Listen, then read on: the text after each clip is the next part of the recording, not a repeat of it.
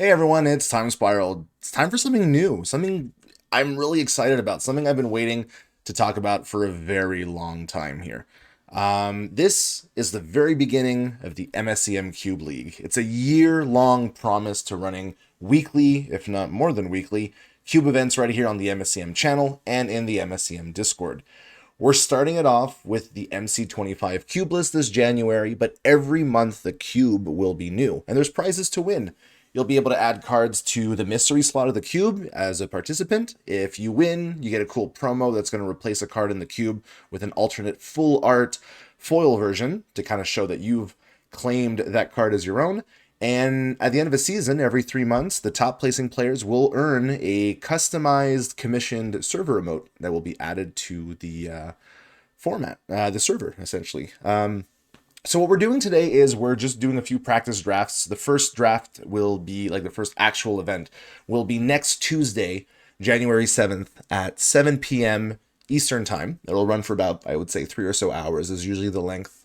Draft takes a little bit under 30 minutes, and then we have 3 50-minute rounds. What we're going to be doing today is we're actually just going to be spectating some players. So I was following Zangi on the previous attempt, but we actually bugged it a little bit. We forgot that to set the cards to singleton, so people were getting like up to 3 copies of a rare, which is not what we want. So instead what we're going to do is we're just going to go and pick a player here. I think we're going to pick Splash Cat. Splash Cat is someone who I know very well, and who, as a council member, has followed the cube, and we're going to bounce around a little bit from time to time, but we're going to follow their draft. And I want to get a little bit of practice in, because every cube event that I host, I will be doing this thing. I will spectate the draft. We will pick a player, or somebody will maybe let me know that they'd really like to be the featured player for today. I will follow their draft. I'll talk about their picks, but I won't talk to them because I don't want to be guiding them. After that, I will spectate their first match, and then from then on, match 2 and match 3 will be spectating top table. So yeah, I'm really excited to make this content. I know it's been a little dry on the channel recently. I haven't had much time to do stuff in the month of December and November, but we're going to be doing a lot more now that we've started this event. So without further ado, let's look at what packs and what picks we've got so far. So it looks like on pick 1, we picked up a Muse of Summer Revelry, a brand new card to the MSEM format that got added in through MC25. It's a 4/3 trample for 4. When it enters or you cast a spell with power 4 or greater, you get to choose one. 3 life, a 2/2 green wolf, or draw a card. It's a lot. This card is like absolutely phenomenal. And then for the second pick, we picked up a reprint. It's in Dire Straits. It's for 4 mana, 2 green blue. As an instant speed, you get to draw 2 cards, put a land card from your hand onto the battlefield, but if you cast it during your turn for its reconstruct cost, which is really high, you get to create a huge army of 3/2 green horror creature tokens, where X is the number of lands you control. So yeah, you pay 8 green, green, blue, blue, but it's reduced by the mana value of a permanent you sacrifice. So if you can get like a 6 drop and you don't really need it anymore, which is, I know, kind of odd to say, but if you get something big, you can sacrifice and reduce the in Dire Straits cost here.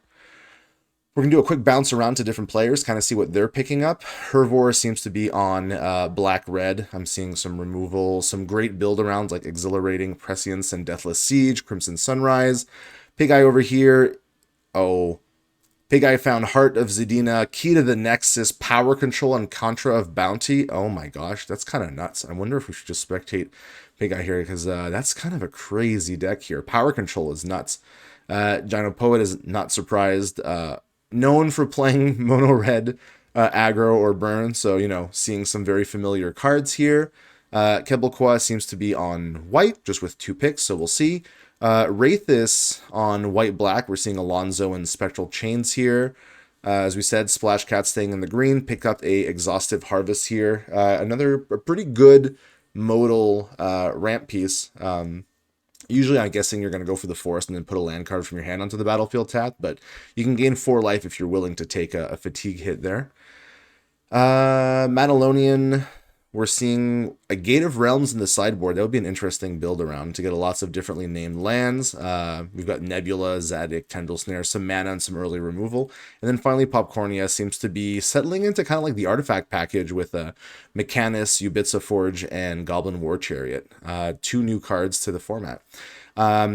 Splash Cat, buddy, I love what you're building here, but I think we're gonna have to shift over to Pig Eye, and I'll tell you why. So, Power Control is one of the like cards in the format that I was like the most excited to add in. It conjures an Ancestral Recall, a Time Walk, and a Time Twister into your main library, then shuffles, then you draw 3 cards and you exile Power Control. So you can only really do it once.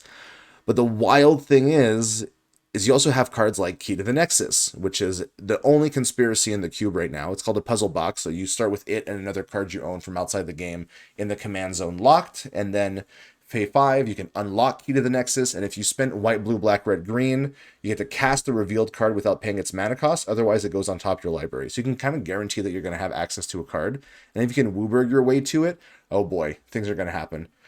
Speaking of things happening, Counter of Bounty can let you play any number of lands on each of your turns. Heart of Zadina adds, a bunch of mana of different colors, so it's like a gold land.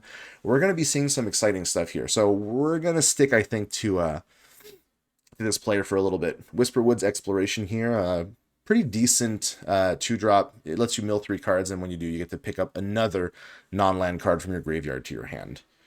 Following up with a Surge of Darkness as a removal piece.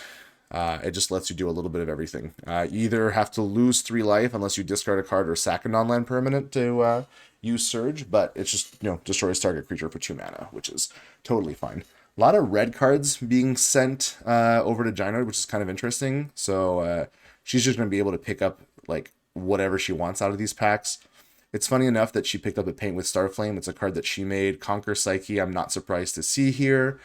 Creating token copies of like some really powerful cards here. Not necessarily as good on the Legends, but Anax's Endeavor would have been neat. Oathbreaker Orc, Feeding Time. There's a lot of red in here. I'm sure some of it will probably wheel back.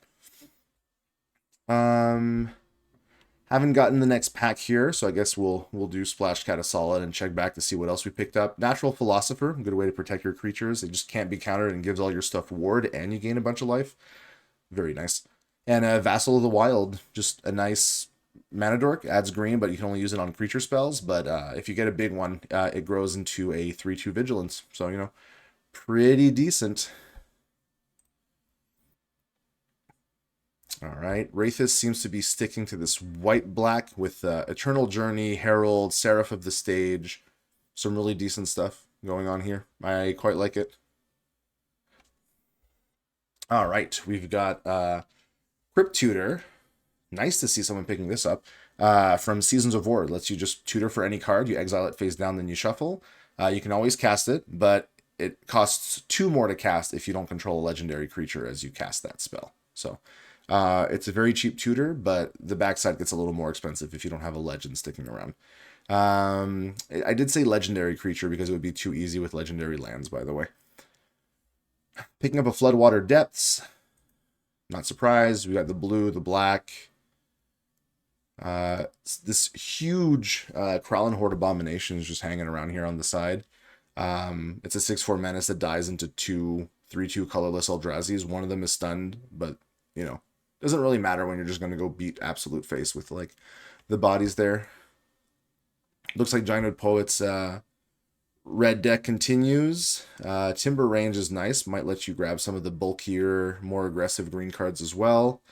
Wraithus is quite new to the thing. I don't think Wraithus has read like many of the existing cards, so I'm not surprised that we're just taking our time here. I'd rather he do that than sprint through the cards. Carrion Scythe is nice. Halford is nice. Just some solid 4-drops here in this slot. Sticking to white-black. Chigao is quite interesting actually here because, it's not as good as when you can have 4 copies of something, but I mean, you're just keeping one thing alive. It's not bad. Still in the Floodwater Depths. Let's see what Splash Cat has picked up here. We've got a Vivian the Sagittar. One of the format's best, if not the best, mono green Planeswalker. It's just an absolute beating. The card is fantastic.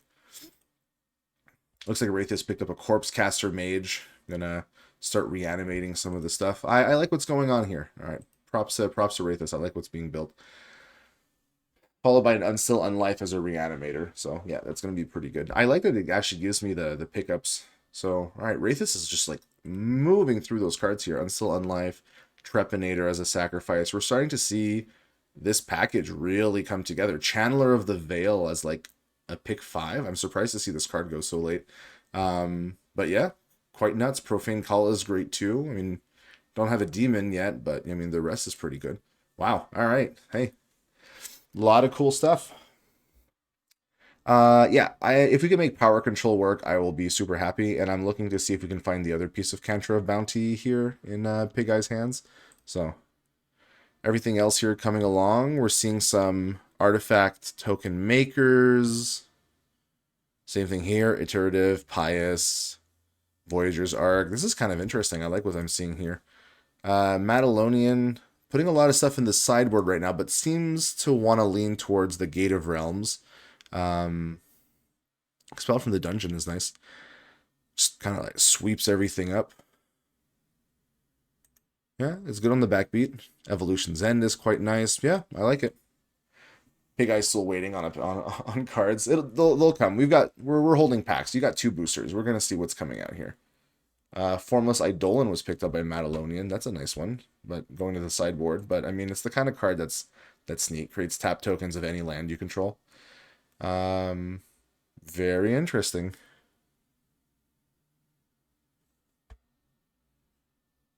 All right.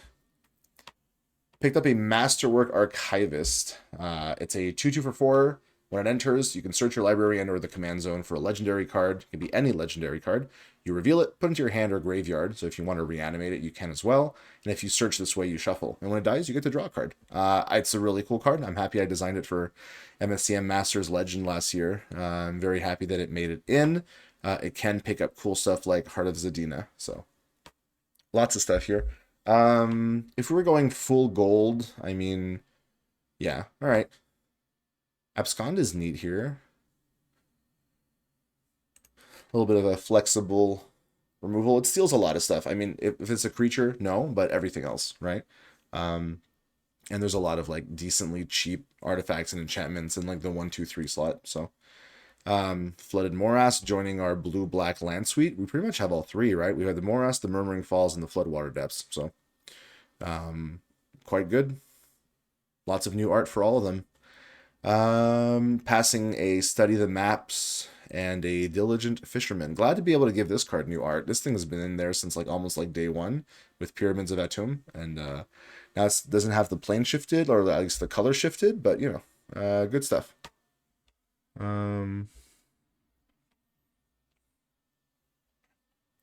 Picking up a Deep Web Consultation, a card that is brand new to the format here. If you see someone's name at the bottom, it usually means it came in during this set. If you see a set, it means it was a reprint.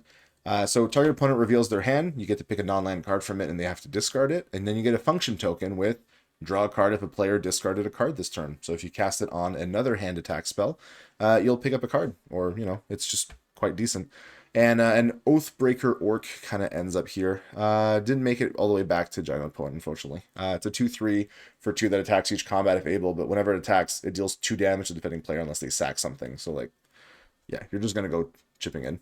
Looks like Matalonian picked up the Bustling Marketplace. I don't know what cards are being built. I'm seeing cards fly in and out. It's kind of fun that we can get to see live deck building. I'm happy that the spectator mode is working so well.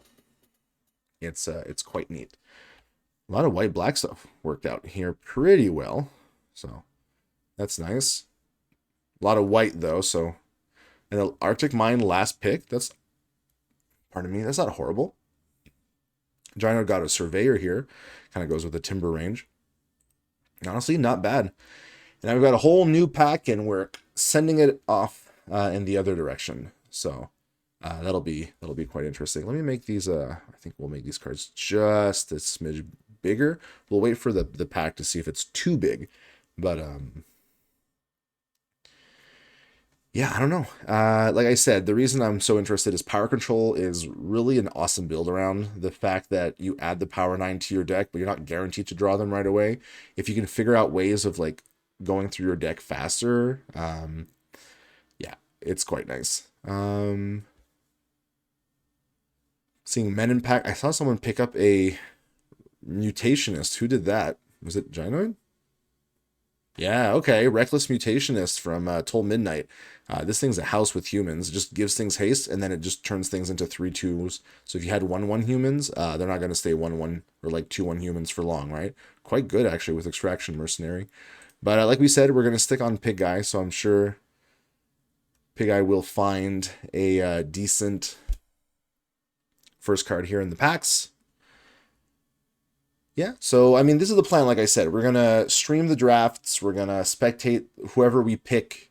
We're gonna pick a player. We're gonna follow their first match, and then we're gonna follow the top table for matches 2 and 3.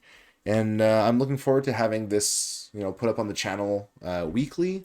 I mean, it'll be pretty decently chunked videos. I mean, we're talking 3-hour recordings here, but like that's fine. Uh, we might do it through streaming. I haven't quite decided yet. We'll see. But I'm really excited to try this out. So, what do we end up picking? All right, well, not surprised. New Divide is a flexible fetch land that can grab just about anything. I do think, though, we're going to have to make it just a smidge smaller just to get back to the 2 rows. So I think this is the extent to what I can do. A lot of other stuff in the pack, of course, can only take 1 card. So New Divide is just, very flexible. Yep. There's not much to say about it. It's just a really good, evolving wilds. I'm very happy with the new art. Obviously, this comes from Love Song, so it's obviously named after a very famous song. But every time I re-art New Divide, I always try and think of different ways to represent, like, either a crevice or a canyon or a ravine. And I just like the fact that there's, like, all these faces in the background on this one. Fantastic art. Really a big fan. My favorite art, I think, in the entire set in terms of re-art has to be the new art for Shikai's Readout. I just haven't had a chance to re-art this card, or at least haven't done it in other sets. And I'm just super happy to be able to give it a really pretty printing here. This card sees a lot of constructed play. So it's nice to see it, a little bit of flavor text, and yep, just all around, I'm a happy person. We got Reconstructed Adept. Oh my gosh, I'm very happy to see that. So this thing's a Flash Prowess 1/2. And when it enters, an instant or sorcery card in your graveyard gains Agonize. So you have to cast it by putting a -1/-1 counter on a creature you control, in addition to paying its other costs. So yeah, you can essentially pull a Snapcaster Mage here with the Power 9, which I'm guessing is the reason why we picked up Reconstructed Adept. Obviously, you can't do it with power control because it exiles. Sorry. Look at me saying exhaust. I'm clearly thinking about other card games right now. It exiles. Anything else in the pack that we liked? Probably. We'll get back to that later. Looks like we picked up a Rova the Flesh Weaver here. It's a 7/7 for 7. Once each turn, when it enters or you attack with 1 or more horrors, you get to put a +1/+1 counter on all your creatures. And then if it isn't a token, you untap each land you control, and until your next turn, you can cast permanent spells as though they had flash.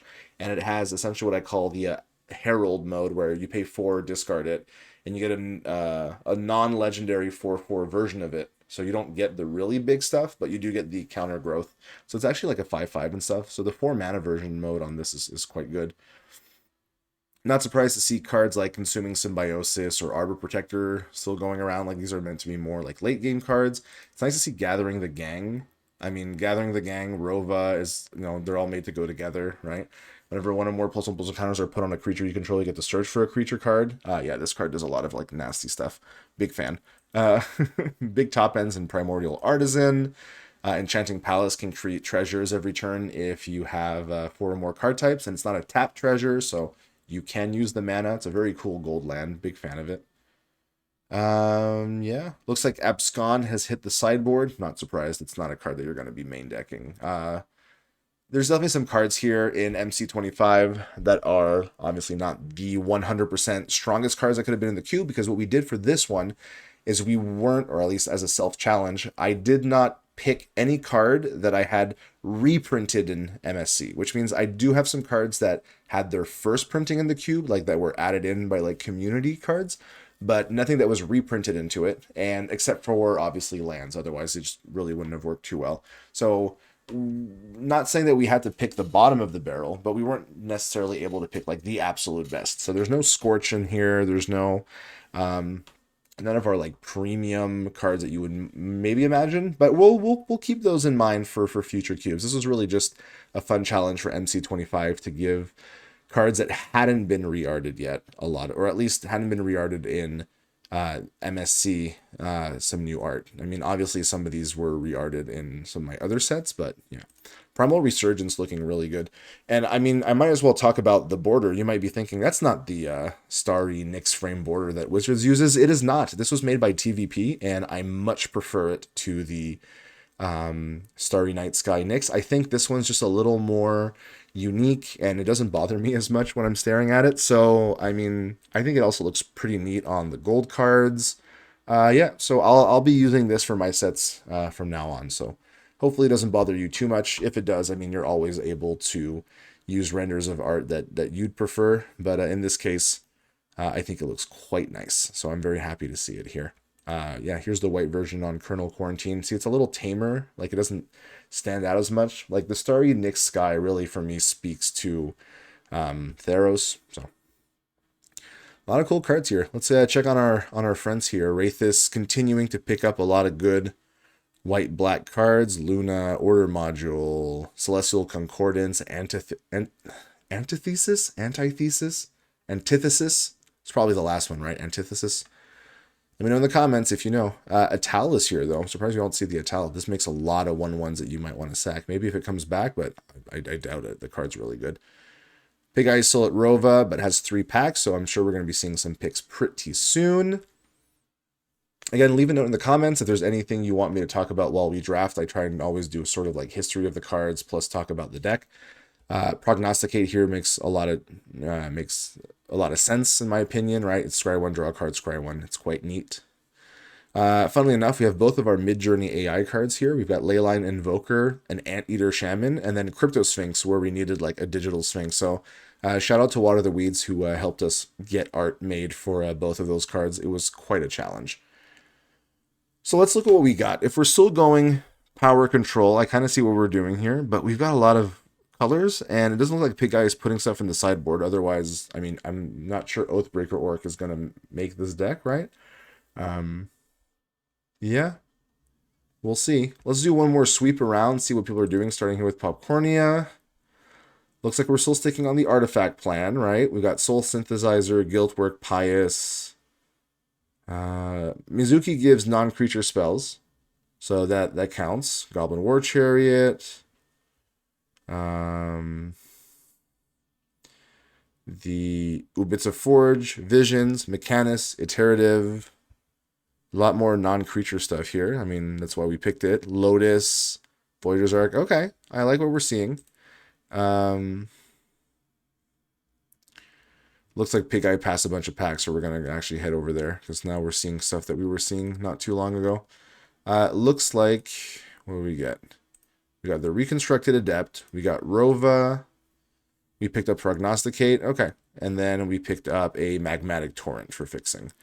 So I guess we're still kind of sticking to this this plan, but we've got green, red, blue, black, a lot of stuff all over. Okay, Wayfarer's Shrine makes a lot of sense. Searches for basic lands. That's good. The fixing's coming along here. Following up with, okay, well, we found the double combo. So here's how it works. You get Cantrip of Bounty, which says you can play any number of lands on each of your turns. You can get it out super early within Spirit if you have something even like mildly big. And then way ahead of turn, you play Verdant Sanctuary. So this card was in Survive the Night, which doesn't really have a limited. And in Constructed, it's kind of hard to play and like actually use it. Because you can play basic lands you own from outside the game, which in Constructed is your sideboard. In Limited, it's any card you drafted, plus any number of basic lands. So essentially what you do is you put in infinite basic lands of each type into your sideboard, and then as soon as you drop Verdant Sanctuary, if you can get Contra of Bounty, you have infinite lands of any color you want, which is exactly how we're going to land, I'm guessing. Things like Key to the Nexus, Power Control, but now we got to find more things to do with, like, you know, infinite mana. So you want either like a big payoff, anything with like a mana sink. I actually don't know if there's too many. I purposefully didn't put too many things that were absolutely nuts with it. I mean, there's a few. Like, for example, Infinite White lets you do Wander as many times as you want, which means you can create an infinitely big army. which is always fun. And then you can make it infinitely tall with the -3 mode. Like, there's a lot of things you can do. But in general, we made sure that it wasn't like there's like a bunch of X spells and it's just super easy. It's a strong combo, and I expect it's one of the like first things that people might think when they're drafting MC25. Like, we purposely put a few things that were neat, and Verdant Sanctuary plus Cantor of Bounty definitely is one of them. Key to the Nexus is here just to see what people can build in a 5C deck. Like, is this worth a pickup? The fact that it always starts in your, like, you always have access to it. Like, conspiracies tend to be pretty strong in draft, so I want to see if Key to the Nexus ends up being like very first pickable, or if it's just too hard to build around. The new Heart of Zadina is quite nice. Like, it fixes any color, but then if you have 7 or more differently named lands, it just adds 3 mana of that color. Like, there's some big mana stuff we can do here.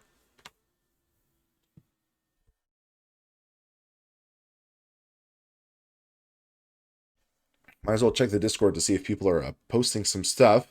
What did we pick here? Way of Water. That's nice. It's a counter. It's a quench that has a few more, a bit more modality. So,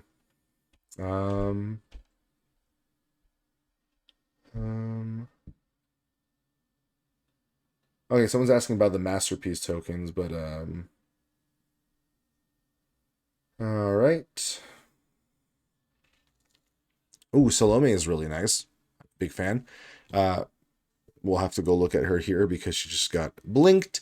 It's whenever you cast your second spell during each of your turns, you can activate one of her loyalty abilities. So +1 is draw a card, untap up to 2 lands. Quite good with what we've got going on here. -4 is destroy all creatures. Always good.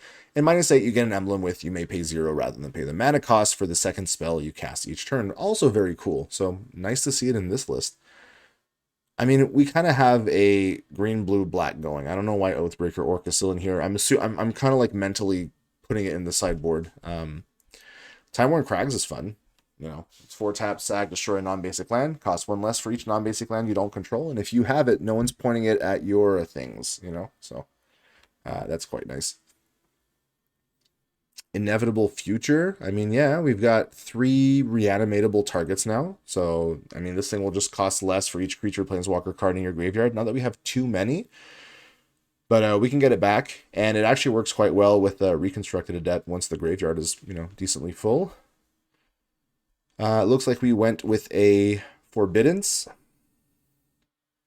Just counters any permanent spell. Quite cool. Eldritch Emergence destroys all non-horrors, and you can cast it as if it has flashed if you do control a horror creature.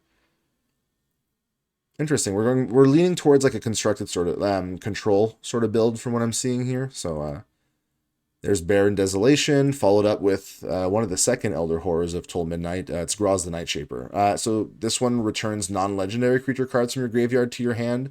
And if it isn't a token, it just creates tokens. So you can get back Cantra. It doesn't work with each other because that would have been really annoying in the limited. But yeah, that's actually quite neat. So yeah, I mean, we'll see if we do streaming or if we do recording. I should probably figure out how YouTube does live stuff before then. Not that it's mandatory, but if we're able to do it through YouTube, that probably will be the better choice. That way, it's just automatically being uploaded on the live section, and I don't have to worry too much about keeping a local recording that's 3 hours long. But we'll see. I used to do some set reviews, and they got to like 2 hours or stuff. But I mean, what maybe I should rather do is split it into 4 different videos, right? Have the draft, and then match 1, match 2, match 3, and just put up 4 videos.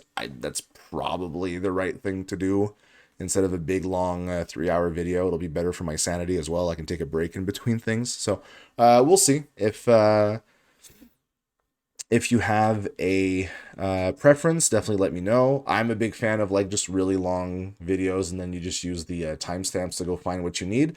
But if you think it would be smarter just to split it up, I can also do that. So it's good. I'm not used to doing like these big 3-hour recording sessions, so it's going to be a nice chance to practice something new. Making content has been super enjoyable this year, and I'm glad that so far we're half a year in and like just a decent amount of content's being made here. So we started with Runebound Disciple, which is quite cool. It fits very well with a lot of the other Told Midnight cards we found. So yes, it only taps for colorless, but you can spend mana or mana of any color to cast spells with mana value 5 or greater, or to activate abilities of permanents or permanent cards with mana value 5 or greater. And that works for all your lands. So anything like here is, as long as you've got Runebound Disciple out, you can use any kind of your mana for it. So other things that we have is like Into the Woods could be cool to come back.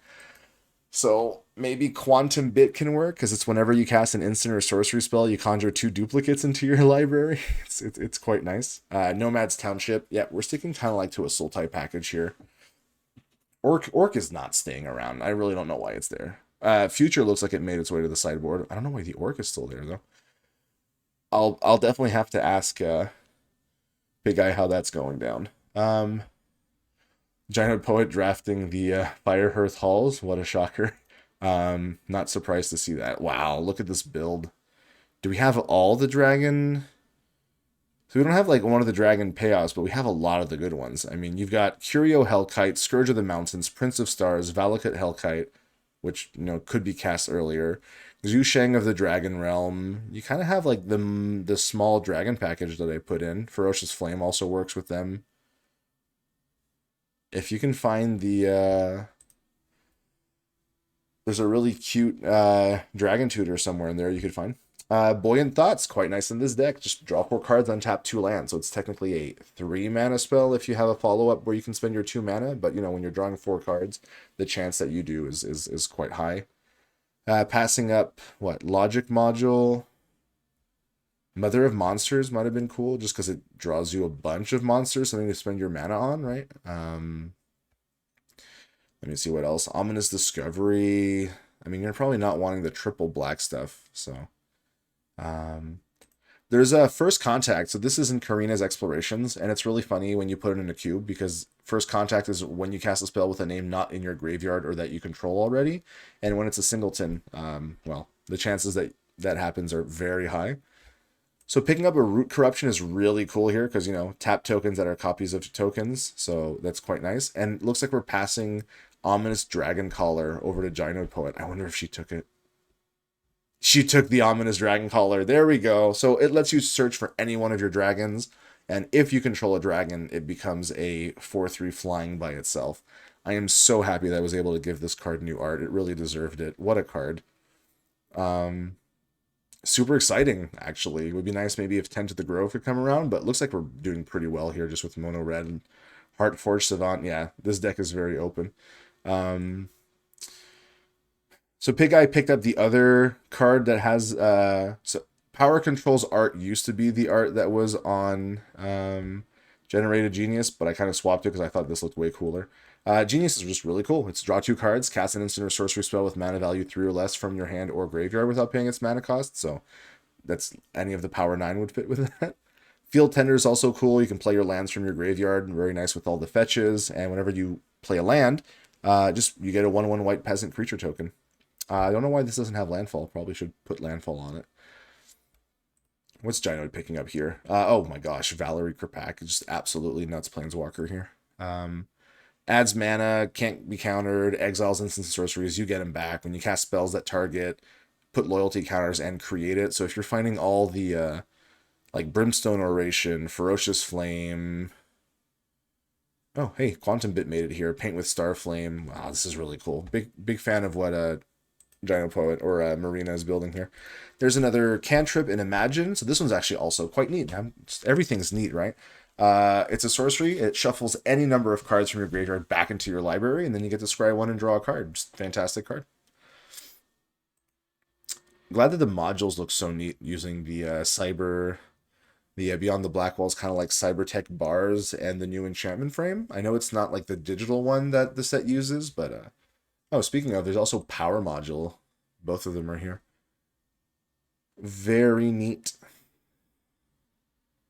Very, very neat. That's why we put the did Pig Eye draft any of the cards I'm talking about? No. Okay, there's oh, well, there it is. So Seaside Grotto is a land that just fixes all your basics, so it's an easy way to get like the triple colors. But yeah, Unseen Maniac is neat. So 1/1 for 2. You can discard a card, gives it +1/+1, can't be blocked, and then when it deals combat damage to players, you draw a card. Pinnacle of Purity just as like an exile to exile cards out of opponents' graveyards. And then, of course, you can just exile it itself to exile all graveyards and get a basic land of your choice here. Love the art. I picked up a few pieces of art from this board game. It's quite nice. I'm blanking, obviously, super hard. Ruins of Arnak. Anyway, there's lots of cool locations and character art, so it just worked out quite well. Oh, looks like we lost Matalonian for a second, but thankfully the reconnections tend to happen fast. If ever it was like multiple minutes, I would just boot the player, but I'm not doing that without good reason. This white-black draft is just going really well. Like, everyone's in their lanes right now, I think, right? A lot of artifact. Are we finding all the artifact stuff? Yeah, well, there's Bodega, Tech Chaser, Stonework, Mechanist, Forge, Marilier, Turretive. Okay, well, Lotus. Okay, well, I mean, I'm glad it's working. I mean, I was pretty sure I'd put in enough cards that could fit in it, so I'm glad that's the case. Picking up a pretty late Petal Weaver Alexa here. Really cool card. Just plays additional lands. You can discard cards to get back creatures, lands, or sorceries.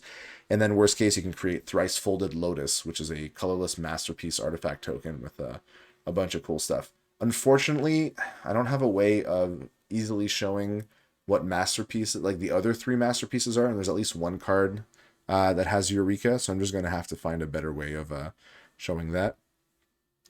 Looks like we're starting to clean up the deck a little bit. Heart of Zedina not making it in.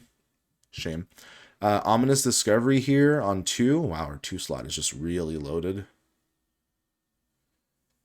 Coming up to the last couple of picks here in pack 3. So normally in the recording, obviously we would be switching to matches really soon, but for today, this is just kind of like a mixture, like I said, of an announcement plus a preview of what MC25 Draft has on offer. Hopefully you're finding this interesting and you're interested in playing with these cards. Like I said, it's price supported. If you like Cube, if you like custom cards, if you want to win some stuff, like it's not huge stuff, but it's just some stuff, you know, get your name out there. It's going to be an interesting trip. I am excited for this, for 2025, for this year. And I mean, hopefully you find something that you can enjoy out of everything that I'm doing here. So I'm excited to showcase players' talents and do a little more with the community. And I'm just a huge Cube drafter. It's how I got into custom Magic. I'll pretty much like the real, like the next level of custom Magic, besides just making random stuff, was switching to making cubes. So I'm very happy to be doing it once again. Relic Corrosion here. Nice artifact enchantment removal. Little 1-drops here. Not making it all the way.